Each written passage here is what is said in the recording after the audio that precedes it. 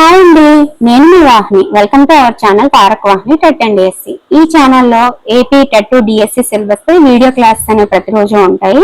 So ఈ రోజు మనం చెప్పుకోబోయే టాపిక్ ఏంటంటే 7th క్లాస్ తెలుగు అనమాట. ఇంతకు ముందు మనం 3, 4, 5, 6 classes Telugu quick revision and అందులో ఉన్న ఇంపార్టెంట్ ప్రాక్టీస్ బిట్స్ అన్ని కూడా ప్రాక్టీస్ చేసేసాము. మనం 7th క్లాస్ తెలుగు మొత్తాన్ని క్విక్ రివిజన్ చేస్తూ ఇందులో మొత్తం 321 ప్రాక్టీస్ బిట్లు అయితే ఉన్నాయండి. అన్నిటినీ కూడా చెప్పేసుకుందాము. So rapid revision, quick revision కాబట్టి కొంచెం ఫాస్ట్ గా ఉంటది. సో మీ టైం అనేది చాలా వాల్యుబుల్ కాబట్టి, నా టైం కూడా వాల్యుబులే కాబట్టి లేట్ చేయకుండా స్టార్ట్ చేద్దాము. ఫస్ట్ చాప్టర్ వచ్చేసి అక్షరం అండి. ప్రక్రియ వచ్చిన కవిత ఇతివృత్తం చదువు విశిష్టత. రావినూతల ప్రేమకిషోర్ అనే రచయిత ప్రకాశం జిల్లాలోని కొండపి గ్రామంలో జన్మించారు. వీరి తల్లిదండ్రులు మరియమ్మ, అంకయ్యలు. సో ఈ అక్షరం అనే చాప్టర్ అనేది రావినూతల ప్రేమకిషోర్ గారిది. శ్రమవద్గీత, అజమాయిషి, నిశి, రెక్కల పొడమి, ఇంకు చొక్క, నిశ్శబ్ద గాయం, టామి, కల్లం దెబ్బ మొదలైన రచనలు ఏం చేశారు. ఈ పాఠ్యాంశం నలుగురం అవుదాం అనే కవితా సంపుటిలో ఉంది. అక్షర జ్ఞానం అందించిన ఆది గురువు అమ్మ. ఆమెను గౌరవిస్తూ అక్షరం యొక్క గొప్పతనాన్ని తెలియజేయడమే ఈ పాఠం ఉద్దేశం. స్వతంత్రమైన అర్థం కలిగి ఉండే రెండు పదాలు కలిసి ఒకే పదంగా మారడం, అందులో మొదటి పదాన్ని పూర్వపదమని, రెండవ పదాన్ని పరపదమని అంటాం. ఇదే సంధి. అచ్చులకి స్వరాలు, ప్రాణాలు, నాదాలు అని పేరు. సాధారణంగా కర్మను గురించి తెలియజేసే సందర్భంలో ద్వితీయ విభక్తి ప్రత్యయం ఉపయోగిస్తాం. ఇది ఇందులో టెక్స్ట్ బుక్ లో వెనకాల ఉన్న గ్రామర్ పాఠ అన్నమాట, వ్యాకరణ అంశాలు. ఇది రచయిత కోసము ఆ పాఠ్యాంశం యొక్క ప్రక్రియ ఇతివృత్తం. ఇప్పుడు ఈ చాప్టర్ మీద ఉన్న ప్రాక్టీస్ బిట్స్ అనేవి చూద్దాం. అక్షరం అనే పాఠం ఏ గ్రంథం నుంచి గ్రహించబడిందంటే నలుగురం అవుదాం. క్రింది వాటిలో రావినూతల ప్రేమకిషోర్ రచన కానివేంటి అని అడిగారు. సో టామి, నిశ్శబ్ద గాయం, అజమాయిషి అన్ని కూడా ప్రేమకిషోర్ గారివే. శృంగార మంజరి కాదనమాట. అక్షరం అనే పాఠంలో కవి అన్నప్రాసన రోజున పట్టుకున్న వస్తువు ఏంటి అంటే కలం. గవాక్షం అనే పదానికి సరైన అర్థం సూచించండి అన్నారు కిటికీ. అక్కరము ప్రకృతి ఏంటంటే ఇక్కడ తప్పుగా పడిందండి. ప్రకృతి వచ్చేసి అక్షరం అనమాట. సో అవసరం అనేది మనకి ఇందులో ఇచ్చిన కీ అన్నమాట, తప్పు. అక్కరం అక్షరం. ఓకే. నిదుర అనే పదానికి ప్రకృతిని గుర్తించండి అన్నారు నిద్ర. క్రింది ప్రవచనాల్లో సరైన దాన్ని గుర్తించమన్నారండి. ఈ రెండు సరైనవి, ఈ సరికాదనమాట. సో అచ్చులకి మరో పేరు ప్రాణాలు, అచ్చులకు మరో పేరు స్వరాలు అన్నారు. సో ఆ సరైనదంట. అక్షరం అనే పాఠం ఏ ప్రక్రియకి చెందిందంటే వచన కవిత. అక్షరం పాఠం ఇతివృత్తం చదువు విశిష్టత. అక్షర జ్ఞానం అందించిన ఆది గురువు అమ్మ. రావినూతల ప్రేమకిషోర్ గారు ఏ జిల్లాలో జన్మించారంటే ప్రకాశం. కవాతు అంటే అర్థం ఏంటంటే సైనికుల విన్యాసం. కలలు డాష్ రాత్రి, ఖాళీలో సరిపోయే పదాన్ని గుర్తించండి అంటే కలలు రాలని రాత్రి అని. తావు అంటే అర్థం స్థానం. కాయం పర్యాయ పదాలు తనువు, శరీరం. ప్రేమించుమన్న సంధి పదాన్ని విడదీసిన రూపం ప్రేమించుము ప్లస్ అన్న. అప్పన్న ఈ సంధి పదంలోని పూర్వపదం ఏంటంటే అప్ప. కర్మ కలిగి ఉండే విభక్తి ద్వితీయ విభక్తి. క్రింది వాటిలో ద్వితీయ విభక్తి ప్రత్యయం కానిదేంటి అని అడిగారు. సో నీ, నిన్, గురించి అనేది ద్వితీయ విభక్తి ప్రత్యయాలు. యొక్క అనేది షష్ఠీ విభక్తి ప్రత్యయం. సో అది రాంగ్ ఆన్సర్. కవికి నిరంతరం నిద్రాభంగం చేసేవి ఏంటి అంటే అక్షరాలు. కవి నిద్రపోయేటప్పుడు అమ్మ అక్షరాల డాష్ కప్పిందేమో అంటే కంబలి కప్పిందేమో. కలం పట్టిన బిడ్డ డాష్ దున్నుతాడని తల్లి ఆశపడింది, ఇలను దున్నుతాడని తల్లి ఆశపడింది. అమ్మ డాష్ లో అక్షరాల ముద్దర్లు ఉన్నట్టుంది అంటే అమ్మ ముద్దులో అక్షరాల ముద్దర్లు ఉన్నట్టుంది. అక్షరం వ్యయం ఆధారంగా పద్య పదాలని సరైన క్రమంలో అమర్చండి అని అడిగారు. సో ఫస్ట్ వచ్చేసి ప్రతి అక్షరంలోనూ అమ్మే కనిపిస్తుంది. నన్ను అక్షరాల పుట్టను చేసిన అమ్మకి అక్షరాన్ని అవ్వడం మినహా మరేం ఇవ్వగలను అనేది పద్యపాదం అన్నమాట. సో ఈ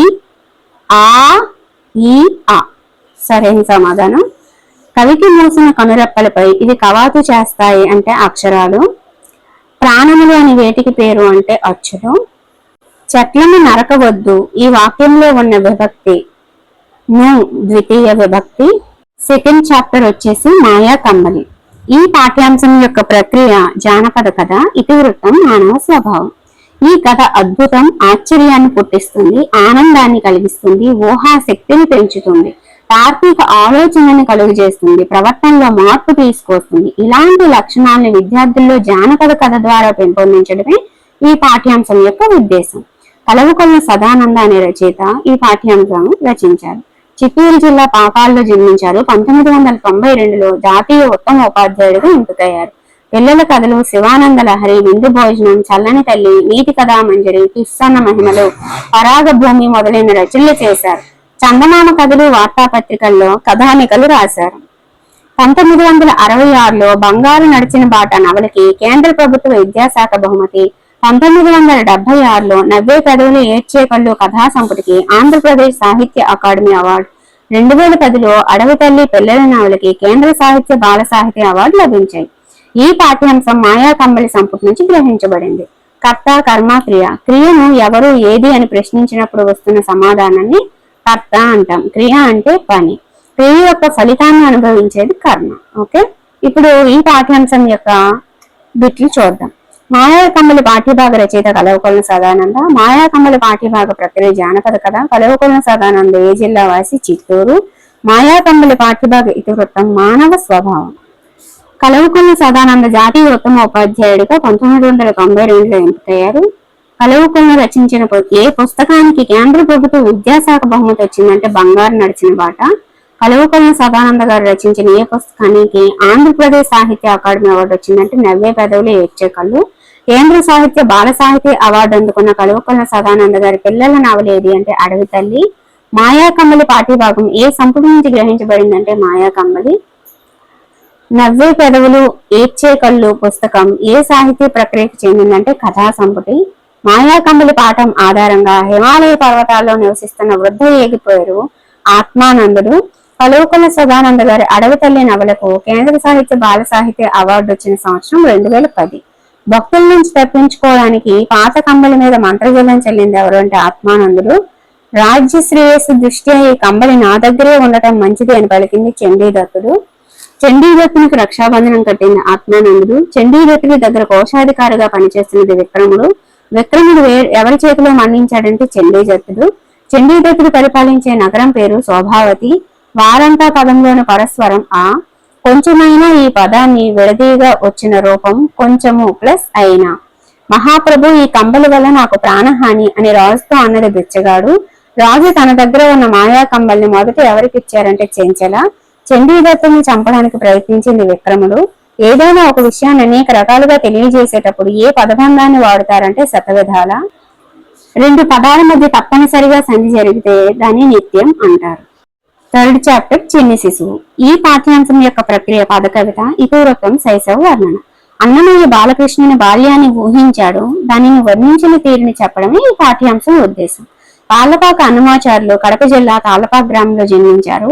తల్లి లక్కమాంబ, తండ్రి నారాయణ సూరి.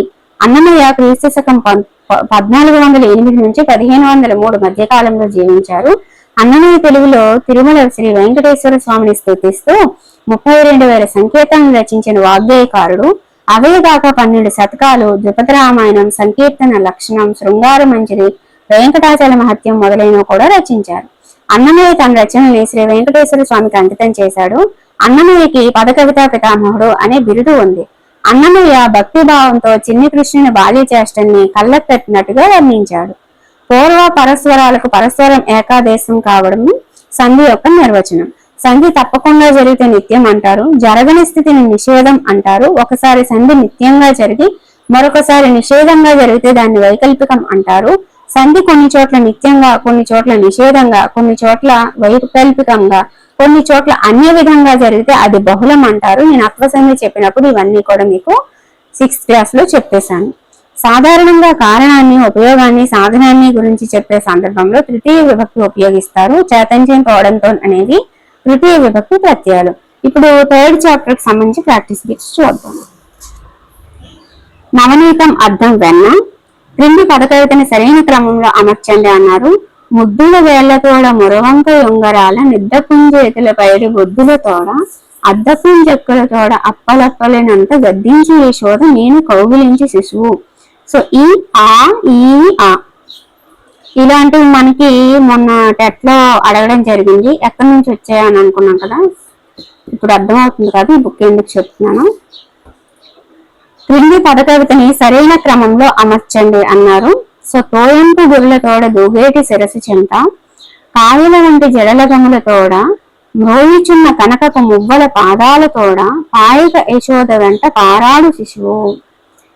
బలుపైన పొట్ట మీద డాష్ తోడ అంటే పాలచారల తోడ, నులివేడి డాష్ దిన్న నోరి తోడ అంటే వెన్న, చలవి నీడిది వచ్చే డాష్ పై నిలిచి లోకములెల్ల నిలిపిన శిశువు అంటే శ్రీ వెంకటేశ్వరాయ.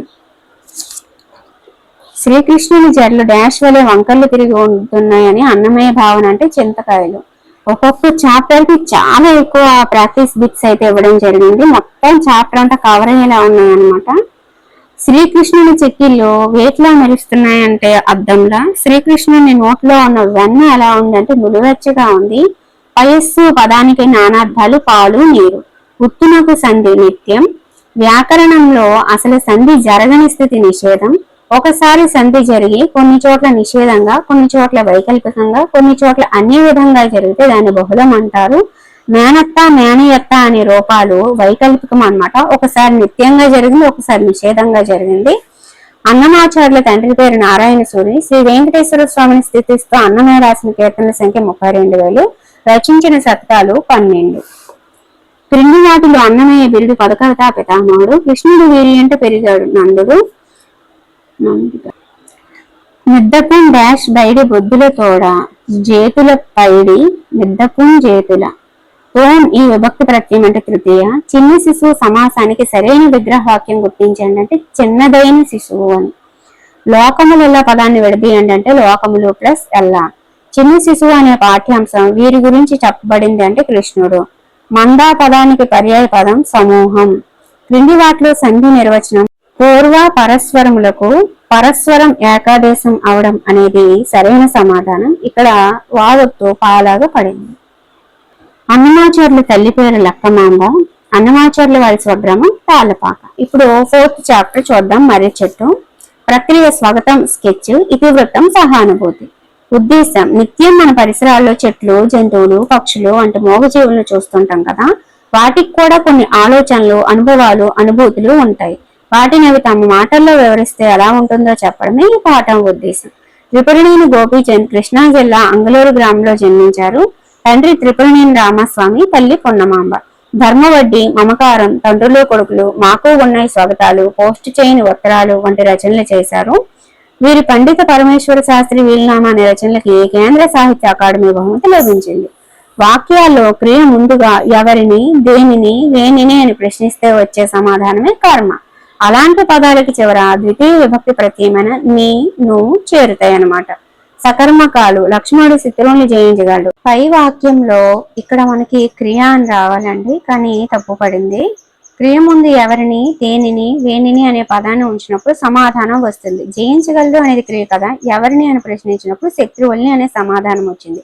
కాబట్టి ఇటువంటి వాక్యాలను మనం సకర్మకాలు అంటారు, అంటే కర్మ ఉన్న వాక్యాలు అని. నెక్స్ట్ సూర్యుడు ఉదయిస్తున్నాడు. ఇక్కడ క్రియ అయిన ఉదయిస్తున్నాడు అనే దానికి ముందు దేనిని వేణిని అని ప్రశ్నిస్తూ మనకి సమాధానం రాదండి. కాబట్టి ఇలాంటి వాటిని సూర్యుడు అనేవాడు కర్త, ఉదయిస్తున్నాడు అనేది క్రియ అన్నమాట. మరి ఇక్కడ కర్మ లేదు, కాబట్టి ఇలాంటి వాక్యాన్ని అకర్మకాలు అంటారు. ఇకార సంధి. హ్రస్వ ఇకారానికి ఏదైనా అచ్చుపరమైనప్పుడు సంధి జరిగే కార్యాన్ని ఇకార సంధి అంటారు. ఇది వైకల్పికం అండి. మనకి సంధుల్లో అడగాలంటే ఇలా కూడా అడగొచ్చు. సో ఎత్వ సంధి అనేది ఎటువంటిది, వైకల్పికమా, నిత్యమా, బహుళమా, నిషేధమా, అన్య విధమా అని చెప్పి అడగొచ్చు. సో వైకల్పికం. అలాగే అత్వసంధి బహుళం అనేది ఇందాక చెప్పాను, 6th క్లాస్లో చెప్పాను, గుర్తుపెట్టుకోండి. ఓకే, ఇప్పుడు ఈ చాప్టర్కి సంబంధించిన ప్రాక్టీస్ బిట్స్ అయితే చూద్దాము. మర్రి చెట్టు పాఠ్యభాగం ఈ ప్రక్రియకు చెందింది అంటే స్కెచ్ అండి. మర్రి చెట్టు పాఠ్యభాగ ఇతివృత్తం సహానుభూతి. మర్రి చెట్టు రచయిత శ్రీపురనేని గోపీచంద్. కేంద్ర సాహిత్య అకాడమీ బహుమతి పొందిన గోపీచంద్ గారి రచన పండిత పరమేశ్వర శాస్త్రి వీలునామా. నేను ఒకరు నాటగా మొలిచిన దాన్ని కాదు, ఈ మాట్లాడినది మర్రి చెట్టు. ఘోర అపచారం పదంలోని సంధి గుణసంధి.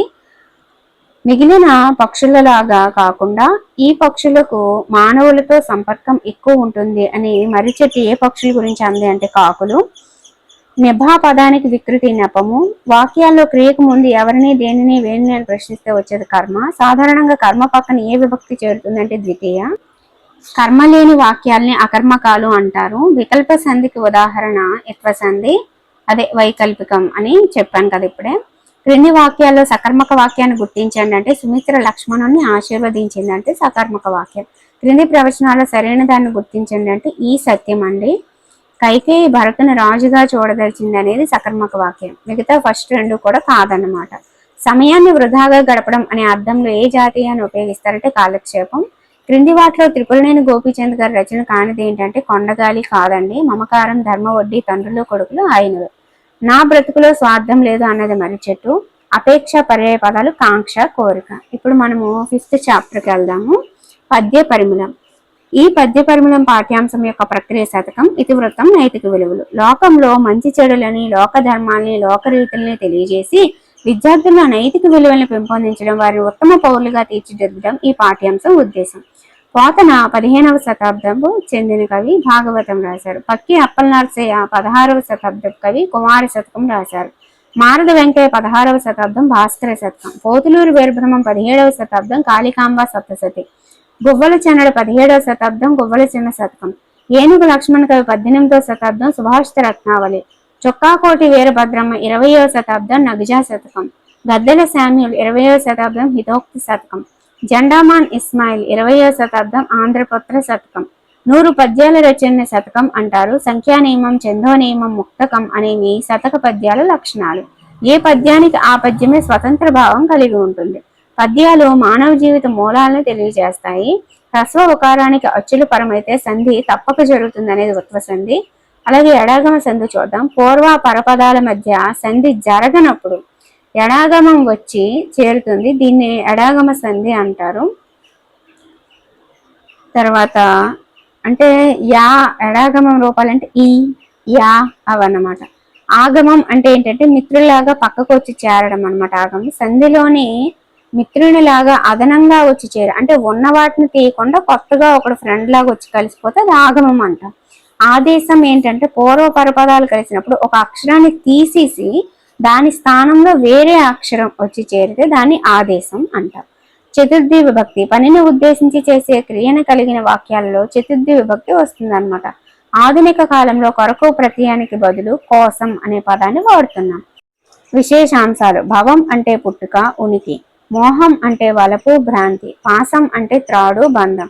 పుట్టుకతో వచ్చే కోరిక, సంబంధ బాంధవ్యాలని భవమోహ పాసాలు అంటారు. ఇప్పుడు ఈ చాప్టర్ కి సంబంధించిన ప్రాక్టీస్ బిట్స్ అనేవి చూద్దాము. పద్య పరిమళం పాఠ్యభాగ ఇతివృత్తం నైతిక విలువలండి.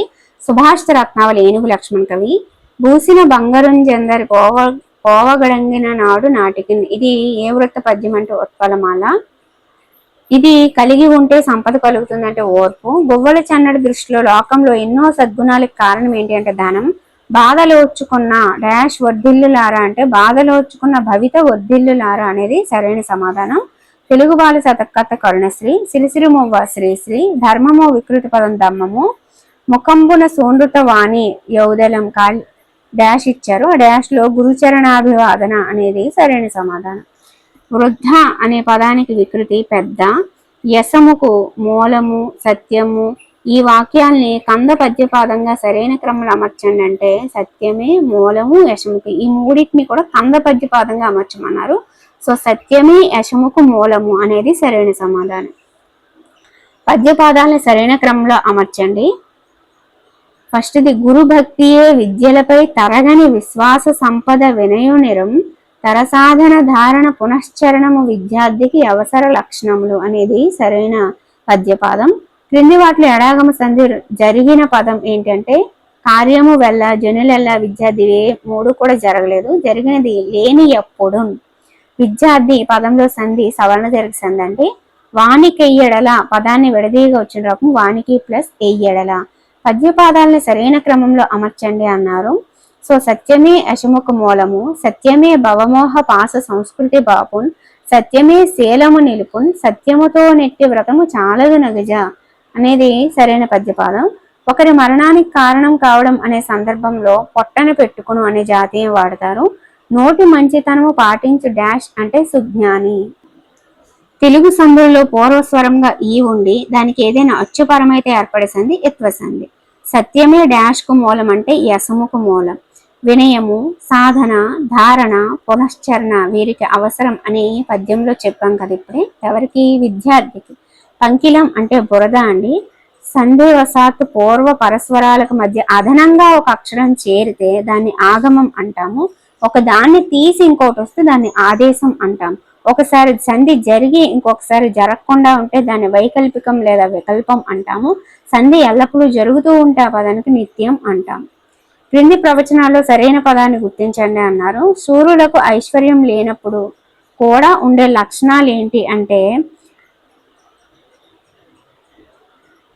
ఆ రెండు కూడా సత్యాలే అండి. సో ఈ అనేది అసత్యం అన్నమాట. నిర్మలమైన మనసు లేకపోవడం అనేది సూర్యుని యొక్క లక్షణం కాదు, కాబట్టి అది అసత్యం. క్రింది ప్రవచనాల్లో సరైన దాన్ని గుర్తించండి అన్నారు. విద్యార్థికి అవసరమైనవి ఏంటి అంటే వినయం, నిరంతర సాధన, పునశ్చరణ అనేది అవసరం. కవి కాలాదులను జతపరచమన్నారు. సో పోతులూరి వీరబ్రహ్మం గారు 17వ శతాబ్దము, మారద వెంకయ్య గారు 16వ శతాబ్దం, గద్దెల శామ్యూల్ గారు 20వ శతాబ్దం, పోతన 15వ శతాబ్దం అన్నమాట. క్రింది ప్రవచనాలు సరైన దాన్ని గుర్తించండి అన్నారు. సో ఫస్ట్ది కరెక్టే అండి. ఆంధ్రపుత్ర శతకం జెండామాన్ ఇస్మాయిల్ రచన. తర్వాత లాస్ట్ది కరెక్ట్ అనమాట. హితోక్తి శతకం గద్దెల శామ్యూల్ రచన. ఓకే, నెక్స్ట్ మన విశిష్ట ఉత్సవాలు అనే 6వ దాన్ని చూద్దాము. సో ప్రక్రియ వ్యాసం అండి. ఇతివృత్తం సంస్కృతి ఆచారాలు. రచించినది రచయితల బృందం, ప్రత్యేకించి ఒకరెవరు లేరనమాట. సో ఉపవాచక పాఠం అండి ఇది. సిరిమానోత్సవం, గుణదల మేరీమాత ఉత్సవం, కోటప్పకొండ, ప్రబల తిరణాలు, రొట్టెల పండుగ, అహోబిల పార్వేట ఉత్సవం, లేపాక్షి ఉత్సవాల గురించి చెప్పారనమాట ఇందులో. సో దీనికి సంబంధించిన ప్రాక్టీస్ బిట్స్ చూద్దాము. మన విశిష్ట ఉత్సవాలు ఏ ఇతివృత్తానికి సంబంధించింది అంటే సంస్కృతి సాంప్రదాయాలు. ప్రజల చరిత్ర, సంస్కృతి, వారసత్వ సంపదకి సజీవ సాక్ష్యాలు ఉత్సవాలు. సిరిమాను అంటే డాష్ చెట్టు అని అర్థం, అంటే సంపదలు ఇచ్చే చెట్టు అని అర్థం అండి. ఉత్తరాంధ్ర ప్రజల ఎలవేల్పు పైడి తల్లి అమ్మవారు. పైడిమాంబ తల్లి విగ్రహాన్ని ఎప్పుడు ప్రతిష్ఠ చేస్తారు అంటే విజయదశమి తర్వాత వచ్చే మొదటి మంగళవారం. పైడిమాంబ ఏ రాజు సోదరి అంటే విజయరామరాజు సోదరి. ప్రతి సంవత్సరం ఏ తేదీల్లో గుణదల మేరీమాత ఉత్సవాలు జరుగుతాయంటే ఫిబ్రవరి 9, 10, 11. గుణదల మేరీమాత ఉత్సవాలు ఏ సంవత్సరంలో ప్రారంభమైంటే 1924. సెయింట్ జోసెఫ్ ఇన్స్టిట్యూట్ అనాథ శరణాలయం ఏ సంవత్సరంలో ఏర్పాటు చేశారంటే 1924. కోటప్పకొండ ఏ జిల్లాలో ఉంది అంటే గుంటూరు. కోటప్పకొండలో పాపనాశనం అనే తీర్థం ఎవరి వల్ల ఏర్పడిందంటే శివుడు. కోటప్పకొండలో ఉన్న కొండల కూటమి సంఖ్య 4. దక్షయజ్ఞం తర్వాత పరమశివుడు కోటప్పకొండలో ఎన్ని సంవత్సరాల అనంతరం బాలునిగా అవతరించారు అంటే 12. కోటప్పకొండ కింద ఉన్న గుడి గొల్లభామ గుడి. కోటప్పకొండ అనగానే ప్రజలకు గుర్తొచ్చే పండుగ శివరాత్రి. మొహరం నెలలో నెలవంక కనిపించిన రోజు నుంచి రొట్టెల పండుగ జరుపుకుంటారంటే నెలవంక కనిపించిన 11వ రోజు నుంచి జరుపుకుంటారు. రొట్టెల పండుగ ఎక్కడ జరుగుతుందంటే స్వర్ణాల చెరువు దగ్గర. అహోబిలం ఏ జిల్లాలో ఉందంటే కర్నూలు. వీరిని రక్షించడానికి శ్రీ మహావిష్ణువు నరసింహస్వామిగా అహోబిలంగా అవతరించారంటే ఎవరిని అంటే ప్రహ్లాదుడు. పరి అంటే గుర్రం అని. 108 వైష్ణవ క్షేత్రాల్లో అహోబిలం యొక్క సంఖ్య 97. లేపాక్షి ఏ జిల్లాలో ఉందంటే అనంతపురం. అహోబిలంలో వెలసిన నరసింహస్వామి వారి దేవేరి జంచిలక్ష్మి. అహోబిలంలో కళ్యాణోత్సవం ఏ రోజున జరుగుతుందంటే పాల్గొన శుద్ధ పౌర్ణమి. లేపాక్షి దేవాలయాన్ని అభివృద్ధి చేసిన రాజవంశం విజయనగరం. లేపాక్షి బసవయ్య కొలతలు 8.1 మీటర్ల పొడవు, 4.5 మీటర్ల ఎత్తు. లేపాక్షి బసవయ్య లేచి రావయ్య, కైలాస శిఖరల కదలి రావయ్య గేయం రాసిన అడవి బాపరాజు. లేపాక్షి దేవాలయంలో మూల విరాట్ వీరభద్రుడు. లేపాక్షిలో అందరినీ ఆకర్షించే పెద్ద విగ్రహాలు గణపతి, నాగేంద్రుడు. ఇప్పుడు సెమ్2లో ఉన్న ఫస్ట్ చాప్టర్ చూద్దాం. కప్పతల్లి పెళ్లి.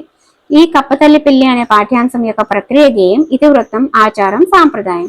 ప్రాచీన కాలం నుండి భారతదేశం సంస్కృతి సాంప్రదాయాలకు, ఆచార వ్యవహారాలకు నిలయం. వాటిలో భాగంగా వర్షాభావ పరిస్థితులు ఏర్పడినప్పుడు కప్పలకి పెళ్లిళ్ళు చేసేవారు. అలా చేయడం వల్ల వరుణదేవుడు కరుణించి వర్షాలు కురిపిస్తాడనే నమ్మకాన్ని కలిగి ఉండేవారని చెప్పడమే ఈ పాఠం యొక్క ఉద్దేశం. చావలి బంగారమ్మ పాఠ్యాంశం యొక్క రచయిత.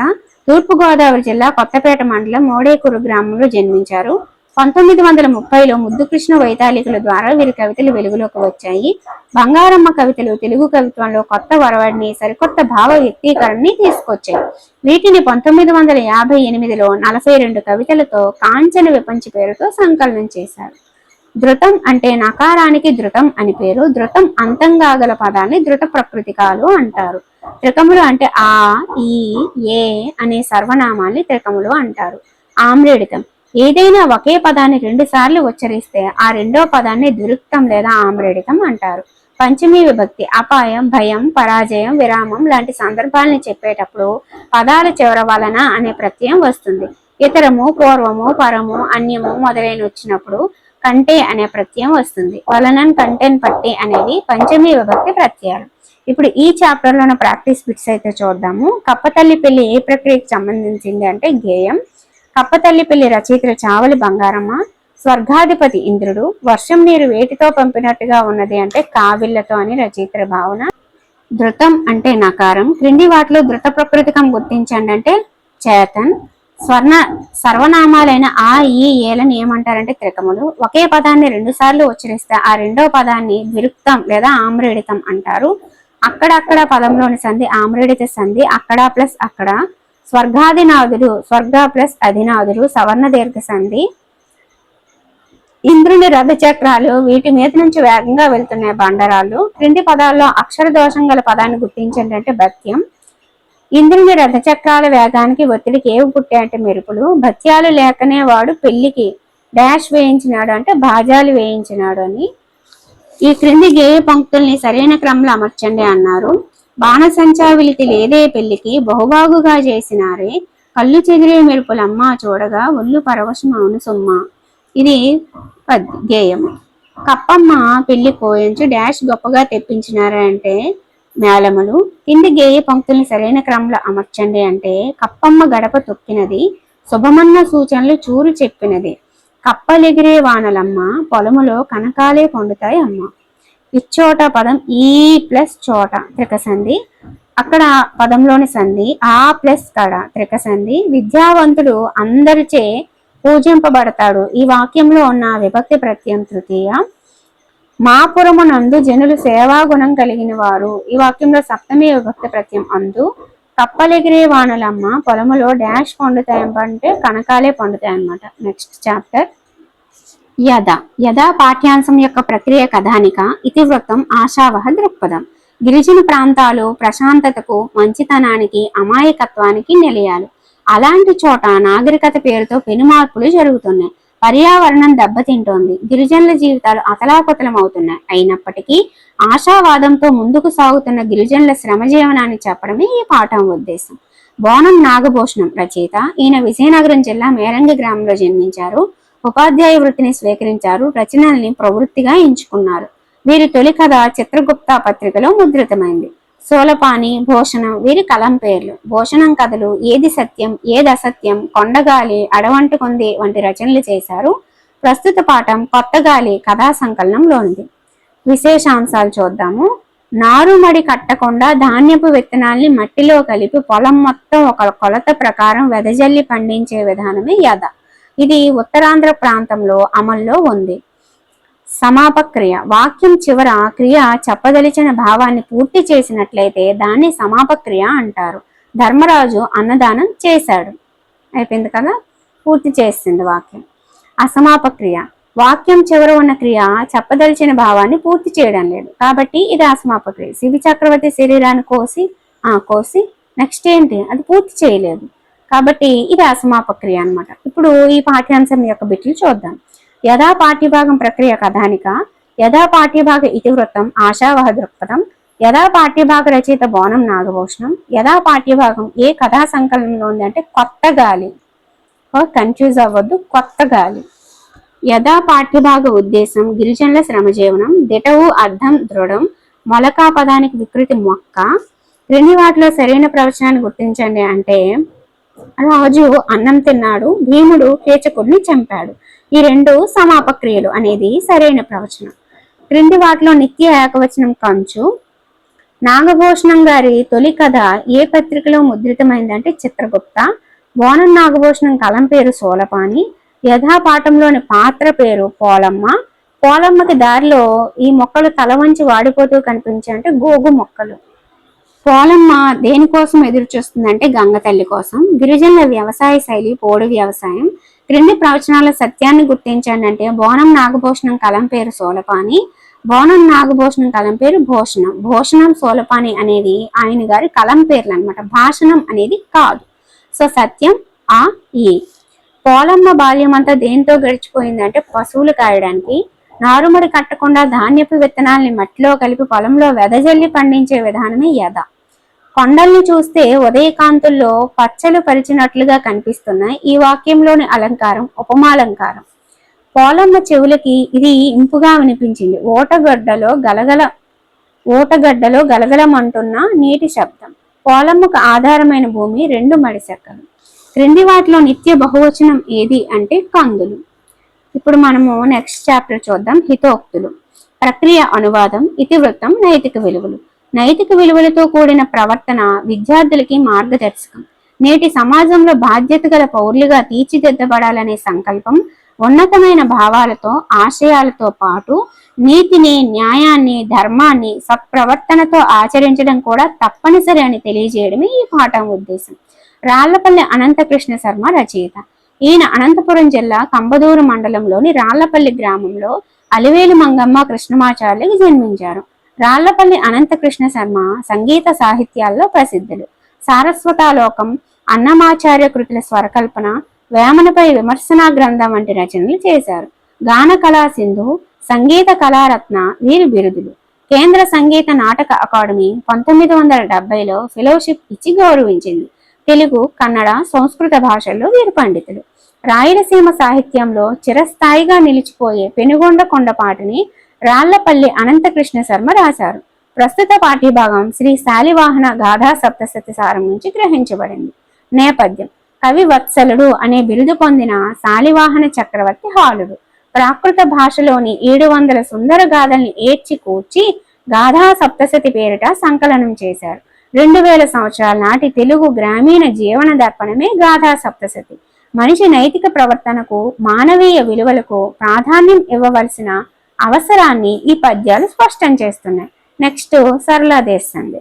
మనకి టెక్స్ట్ బుక్ లో ఉన్న ఇన్ఫర్మేషన్ ఇవ్వడంతో పాటు ఇంపార్టెంట్ పాయింట్స్ చెప్తూ వెనకాల ఉన్న గ్రామర్ని కూడా ఇక్కడ మనకి చెప్పడం జరుగుతుంది. ధృత ప్రకృతికానికి పరుషాలు పరమైనప్పుడు వాటి స్థానంలో సరళాలు ఆదేశంగా వస్తాయి. షష్ఠీ విభక్తి. ఎగ్జాంపుల్ ఆకుల బసరు షష్ఠీ విభక్తి. వాక్యంలోని పదాల మధ్య సంబంధాన్ని తెలిపినప్పుడు యొక్క, జాతి గుణాలను గురించి తెలిపినప్పుడు లోన్ లోపల, క్రియతో సంబంధాన్ని కలుగు చేసేటప్పుడు కి అనే ప్రత్యయాలను ఉపయోగించాలి. కిన్, కున్ యొక్క లోన్ లోపల అనే ప్రత్యయాల్ని షష్ఠీ విభక్తి ప్రత్యయాలు అంటారు. ఇప్పుడు ఈ పాఠ్యాంశంలో ప్రాక్టీస్ బిట్స్ చూద్దాం. హితోక్తులు పాఠ్యభాగ కవి రాళ్లపల్లి అనంతకృష్ణ శర్మ. క్రింది ప్రవచనాల సత్యాన్ని గుర్తించండి అంటే రాళ్లపల్లి వారి బిరుదు గాన కళా సింధు, సంగీత కళారత్న అనేది కరెక్ట్. హితోక్తులు పాఠ్యభాగానికి మూల గ్రంథం శ్రీ శాలివాహన గాథా సప్తశతి సారం. కవి వత్సలుడు అనే బిరుదు పొందిన శాలివాహన చక్రవర్తి హాలుడు. గాథా సప్తశతిని రచించింది హాలుడు. చిరస్థాయిగా నిలిచిపోయి ఈ పాటని రాళ్లపల్లి రచించారు. ఏ పాట అంటే పెనుగొండ కొండ. చెడ్డవారితో స్నేహాన్ని కవి దేంతో పోల్చాడంటే నీటి మీద రాత. హితోక్తుల పాఠంలోని ఇతివృత్తం నైతిక విలువలు. రాళ్లపల్లి వారు ఈ క్రింది కళలలో ప్రసిద్ధులు అంటే సంగీతం మరియు సాహిత్యం. నెక్స్ట్ గాథా సప్తశతి ఏ భాషలో రాయబడింది అంటే ప్రాకృతం. గాథా సప్తశతిలో ఉన్న కథల సంఖ్య 700. ఆత్మాభిమానం కలవారిని కవి వేరుతో పోల్చాడంటే సూర్యునితో. సొంత పదానికి అర్థం కొంచెం. క్రింది పద్యం సరైన క్రమంలో అమర్చండి అంటే లోభివాని చేతిలో సిరి ఎంతగా వెలయుచున్న సొంత ఫలము లేదు, తెరువు నడుచువేళ గరుకు వేసవై ఎండ మాడు వానికి తన నీడవోలే అనేది సరైన పద్యపాదం. నీటి మీద వ్రాత డాష్ దుర్జన మైత్రి అంటే నిజము దుర్జన మైత్రి అనేది సరైన సమాధానం. రాహువదన డాష్ ననున్నను చంద్రు అంటే గహ్వరము. తెరువు అద్దం దారి. ధృత ప్రకృతికములకు పరుషములు పరమైనప్పుడు సరళముల ఆదేశంగా రావడం ఏ సంధి అంటే సరళాదేశ సంధి. నెక్స్ట్ రాగలడు సంధి పదాన్ని విడదీగా వచ్చిన రూపం ఏది అంటే రాన్ ప్లస్ కలడు. మానవ మానసం ఈ సమాస పదంలో లోపించిన విభక్తి ప్రత్యయం ఏది అంటే యొక్క. ధృత ప్రకృతిక సంధి అందు పా స్థానంలో ఏ అక్షరం ఆదేశంగా వస్తుందంటే బ. ఆకులం బసరు పదంలో సంధి సరళాదేశ సంధి. ఇప్పుడు మనము ప్రియమిత్రునికి అనే చాప్టర్ చూద్దాము. ప్రియమిత్రునికి అనే పాఠ్యాంశం యొక్క ప్రక్రియ లేఖ ఇతివృత్తం మానవీయ విలువలు. వ్యక్తులు, సంస్థల మధ్య సమాచారాన్ని పరస్పరం పంచుకోవడానికి ఉపయోగించే సాధనాలే లేఖలు. వీటి ద్వారా వ్యక్తుల పరిచయాలు, సంబంధాలు, అభిప్రాయాలు, సమకాలీన సమాజ జీవనం వంటివి తెలుస్తాయి. ప్రముఖులు రాసిన లేఖలలో సాహిత్య విలువలు ఉంటాయి. అలాంటి లక్షణాలు కలిగిన ఒక లేఖని ఉదాహరణగా పరిచయం చేయడమే ఈ పాఠం ఉద్దేశం. డాక్టర్ సూర్యదేవర సంజీవదేవ్ గుంటూరు జిల్లా మంగళగిరి, తెనాలి మధ్యలో ఉన్న తుమ్మపూడిలో జన్మించారు. వీరు కవి, రచయిత, తత్వవేత్త, చిత్రకారుడు. తెగిన జ్ఞాపకాలు, రసరేఖ, దీప్తిధార, కాంతిమయి, రూపారూపాలు వంటి రచనలు చేశారు. 14 భాషలు చదవగలరు, రాయగలరు. ప్రస్తుత పాఠ్యభాగం లేఖల్లో సంజీవ్ దేవ్ రచనల్లోనిదే ఈ ప్రియమిత్రునికి. ఇప్పుడు ఈ పాఠ్యాంశానికి సంబంధించిన ఇంపార్టెంట్ ప్రాక్టీస్ బిట్స్ చూద్దాం. ప్రియమిత్రునికి పాఠం ప్రక్రియ లేఖ. ప్రియమిత్రునికి పాఠ్యాంశ రచయిత సూర్యదేవర సంజీవ్ దేవ్. ప్రియమిత్రునికి పాఠంలో సంజీవ్ దేవ్ ఎవరికి లేఖ రాశారంటే శ్రీనారాయణరాజు. శ్రీనారాయణరాజు గారి సోదరి పేరు సులోచన. మానవుడి ఆత్మక ప్రతిబింబం మనస్సు. సామాన్యంగా మానవుని ముఖం చూడగానే తెలిసిపోయేది అంతరాత్మ తేజం. క్రింది వానిలో లలిత కళ కానిది మల్ల విద్య. సంగీతం, చిత్రలేఖనం, నాట్యం ఇవన్నీ లలిత కళలు. క్రింది వాటిలో వేరుగా ఉన్నదాన్ని గుర్తించండి అన్నారు. కవిత, పాట, పద్యం ఒకేలాగా ఒకదానికి చెందినవి అన్నమాట. చరిత్ర అనేది వేరు. ఎండమావి ఈ పదానికి సరైన సమానార్థకాన్ని గుర్తించండి అంటే మృగతృష్ణ. అక్క చెల్లెలు ఏడుస్తారు, అయితే దగ్గరికి చేరలేరు, ఈ పొడుపు విడుపు చెప్పండి అంటే కళ్ళు. 60 కన్నులుపులు వచ్చి ఏట్లో నీళ్లు తాగింది వాళ్ళ. క్రింది వాటిలో సంబంధం లేని పదాన్ని గుర్తించండి అన్నారు. వీణ, వైలిన్, సితార అనేవి 3 సంగీతానికి సంబంధించినవి. మధ్యల ఓకే, ఈ 3 కూడా ఒకేలా ఉంటాయి అన్నమాట. మధ్యల అనేది డిఫరెంట్ గా ఉంటుంది. సో 3టితో సంబంధం లేనిది మధ్యల. సెలయేరు పదాన్ని విడదీయగా వచ్చిన రూపం సెల ప్లస్ ఏరు. మూత తెరిస్తే ముత్యాల పేరు దంతాలు. ఎక్కువ మంది మానవుల్లో సుఖాల కంటే డాష్ ఎక్కువ అంటే బాధలు ఎక్కువ. మానవుల్లోని బాధని తాత్కాలికంగా తొలగించి ఆనందాన్ని ప్రసాదించేది కళ. క్రింది ప్రవచనాల్లో సంజీవ్ దేవ్ గారి గురించి సరైన వాటిని గుర్తించండి అంటే ఆయన 14 భాషల్లో చదవగలరు, రాయగలరు. వీరు కవి, రచయిత, తత్వవేత్త, చిత్రకారులు. వీరు రాసిన లేఖల్లో లలిత కళల గురించి ప్రస్తావించారు. ఇక్కడ మనకి ఆ, ఈ అనేది సరైన సమాధానం. క్రింది వాటిలో సూర్యదేవర సంజీవ్ దేవ్ రచన కానిది ఏంటి అంటే రసరేఖ, దీప్తిధార, కాంతిమయ అతనివే. ఏకవీర అనేది కాదు. సంజీవ్ దేవ్ గారు తన మిత్రునికి లేఖను ఎక్కడి నుంచి రాశారు అంటే తుమ్మపూడి. 16,000 ఈ పదంలో సంధి ఎడాగమ సంధి.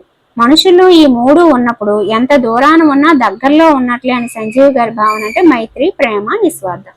ఇప్పుడు మనము బాలచంద్రుని ప్రతిజ్ఞ అని నెక్స్ట్ చాప్టర్ ని చూద్దాం. ఈ పాఠ్యాంశం యొక్క ప్రక్రియ ద్విపద. ఇతివృత్తం శౌర్య పరాక్రమాలు. ధర్మాన్ని రక్షించడం కోసం ప్రాణాలను లెక్క చేయని మహనీయుల గురించి తెలుసుకోవడమే ఈ పాఠం ఉద్దేశం. నేపథ్యం: పల్నాటి రాజ్యం పొలిమేరల్లో యుద్ధ వాతావరణం ఏర్పడింది. ఆ సమయంలో పట్టణ వీధుల్లో బాలచంద్రుడు బొంగరాలాట ఆడుతున్నాడు. నైపుణ్యంతో కూడిన ఆట అందరినీ ఆకట్టుకుంటోంది. అమ్మలక్కలందరూ చుట్టూ చేరి చూస్తూ ఆనందిస్తున్నారు. ఒక బొంగరం పొరపాటున అన్నమ్మ అనే ఆమెకు తగిలింది. ఆమె కోపంగా, నీ పౌరుషం బొంగరాలాటలో కాదు, యుద్ధ భూమిలో చూపించు, పల్నాటి వీరత్వాన్ని ప్రదర్శించు అని అందనమాట. వెంటనే బాలచంద్రుడు పౌరుషంతో యుద్ధరంగానికి బయలుదేరి తల్లి దీవెలను తీసుకునే సందర్భంలోనిదే ఈ పాఠ్యాంశం. శ్రీనాథుడు పెదకోమటి వేమారెడ్డి ఆస్థానంలో విద్యాధికారిగా ఉండేవాడు. మరుత్తరాజ్ చరిత్ర, శృంగార నేషదం, కాశీఖండం, హరవిలాసం, పల్నాటి వీర చరిత్రం, క్రీడాభిరామం మొదలైనవి రచించారు. వీరి చాటు పద్యాలు ఆంధ్రదేశం అంతటా ప్రసిద్ధి చెందాయి. వీరికి కవి సార్వభౌముడు అనే బిరుదు కూడా ఉంది. ఈ పాఠ్యభాగం పల్నాటి వీర చరిత్రలోనిది. ఇక్కడ మనకి వ్యాకరణాంశాలు. గసల దవాదేశండి. ప్రథమ విభక్తి ప్రత్యయాలను డూమోవులకు పరుషములు అయిన కచ్చట తపలు పరంగా ఉంటే వాటి స్థానంలో గసడ దవలు ఆదేశంగా వస్తాయి. గసడ దవలు, అది గసడ దవాదేశంది అన్నమాట. నెక్స్ట్ సప్తమి విభక్తి. సామీప్య విషయ సంబంధాన్ని అంతటా వ్యాపించడానికి గురించి చెప్పేటప్పుడు సప్తమి విభక్తిని ఉపయోగిస్తారు. దీనిలో అందున్, నన్ అనే ప్రత్యయాలు ఉంటాయి. ఎగ్జాంపుల్ గురుభక్తి, గురువు యందు భక్తి. ఇప్పుడు ఈ పాఠ్యాంశానికి సంబంధించిన ప్రాక్టీస్ బిట్స్. బాలచంద్రుని ప్రతిజ్ఞ పాఠం ఏ యుద్ధం గురించి ప్రస్తావిస్తుందంటే పల్నాటి యుద్ధం. శ్రీనాథుడు ఏ రాజు ఆస్థానంలో విద్యాధికారి అంటే పెదకోమటి వేమారెడ్డి. శ్రీనాథుని బిరుదు కవి సార్వభౌముడు. బాలచంద్రుని ప్రతిజ్ఞ పాఠ్యభాగం ఏ గ్రంథం నుంచి గ్రహించబడిందంటే పల్నాటి వీర చరిత్ర. బాలచంద్రుని ప్రతిజ్ఞ పాఠ్యభాగం ఏ సాహితీ ప్రక్రియకి చెందింది అంటే ద్విపద. బాలచంద్రుని తల్లి పేరు ఐతమ్మ. తన పరాక్రమం గురించి వీరికి బాగా తెలుసు అని బాలచంద్రుడు అన్నది నలగామరాజు. సైంధవ వధ వేళ సాహస స్ఫూర్తి డాష్ విజయుడు అనేది సరైన సమాధానం. ప్రళయకాలంలో వీరిలా చెలరేగుతానని బాలచంద్రుడు అన్నాడంటే భైరవుడు. వాయుపుత్రుడు లంక ఒడితోడ జొచ్చి భస్మంబు కావించే ప్రబలిన భంగి ఈ వాక్యంలోని అలంకారం ఉపమాలంకారం. త్రిపురాసురుడితో యుద్ధం చేసింది శివుడు. మహాభారత యుద్ధంలో సైంధవుని చంపింది అర్జునుడు. దేవదానవులు సముద్రాన్ని చిలికినప్పుడు సముద్రం మధ్యలో ఆధారమైనది మందర పర్వతం. దహనుని కడ్డంబి దట్టము డాష్ వనము అనేది సరైన సమాధానం. నలగాము బలములో డాష్ చేసి అంటే నలినలి చేసి. స్వాతి కుక్కెరు గుంపు డాష్ తెదిరే అంటే సాల్వంబు. పుత్రుడు పదానికి వికృతి బొట్టెడు. ప్రథమ విభక్తి ప్రత్యయాలైన డోమోవోలకు కచట తపలు పరమైతే వచ్చేసింది గసడ దవాసండి. కొలువు చేసిరి ఈ పదాన్ని విడదీయగా కొలువు ప్లస్ చేసిరి. గసడ దవాదేశంది అనేది ఆదేశ సంధి. సాధారణంగా సామీప్య విషయ సంబంధాన్ని అంతటా వ్యాపించడాన్ని గురించి చెప్పేటప్పుడు ఏ విభక్తిని వాడతారు అంటే సప్తమి విభక్తి. పట్టణ వీధుల్లో బాలచంద్రుడు ఏ ఆట ఆడుతున్నాడంటే బొంగరాలాట. పాలువోక ఈ పదంలో సంధి గసడ దవాదేశ సంధి. ఉర్వేష దళముల కురుమని డాష్ ఖాళీలో సరిపోయే పదం పిడుగ. ఉర్వీసు దళముల కురుమని పిడుగా. కింది ద్విపద పంక్తుల్ని సరైన క్రమంలో అమర్చండి అంటే భయమేల గొల్పేదు భామని విపుడు నలగాముడెరుగును నాదు శౌర్యంబు ప్రళయకాలము నాటి భైరవు రీతి సైంధవ వధవేళ సాహస స్ఫూర్తి అనేది సరైన సమాధానం. విజయుడు రసములో విహరించినట్లు ఈ పద్యపాదం తర్వాత వచ్చేది కౌరవ సేనలో గదబట్టి దూరు. ఇది రసములో కాదండి రణములో అయి ఉంటుంది. ఐ థింక్ తప్పు పడింది. నెక్స్ట్ ప్రళయాబ్ది మొంచంగా బరగని రీతి. ఈ పద్యపాదం తర్వాత వచ్చే పద్యపాదం కామ భూపదలము గడగడ వనక. కింది ద్విపద పంక్తుల్ని సరైన క్రమంలో అమర్చండి అంటే వండంగా తరగని ఒడుపున నరికి నెత్తురు మడుగులు నిండంగా సేతు దహని కడ్డంబె దట్టమౌ వనము బడభాగ్ని నాచునే పాదోది మించి. స్వాతి కుక్కెర గుంపు సాల్వంబు కెదిరే. ఈ పద్యపాదం తర్వాత జింకల కదుపులు శివ్వంగి కీడే. సాల్వము అంటే డ్యాగండి. చిన్న మిరియమును చెడునే కారంబు అన్నది బాలచంద్రుడు. క్రింది వాటిలో గసడ దవాదేస్తుంది జరగని పదం ఏది అని అడిగారు. అన్నదమ్ములు అక్క చెల్లెలు కూరగాయలు అనేది జరుగుతుందంట. నిజము తెలిసి అనేది జరగదు. ఇక్కడ అక్క చెల్లెళ్ళు అని వస్తుందేమో. ఐ థింక్ ఇక్కడ నిజము తెలిసి అని ఉంటే గసడ దవాదేస్తుంది జరిగిన పదమైను. కానీ తెలిసి అని ఉంది కాబట్టి ఇది కాదు. కూరగాయలు అన్నదమ్ములు కరెక్ట్. కానీ అక్క చెల్లెళ్ళు వస్తుందేమో. ఒకసారి ఆలోచించండి. 7th క్లాస్లో చివరిది స్ఫూర్తి ప్రదాతలు.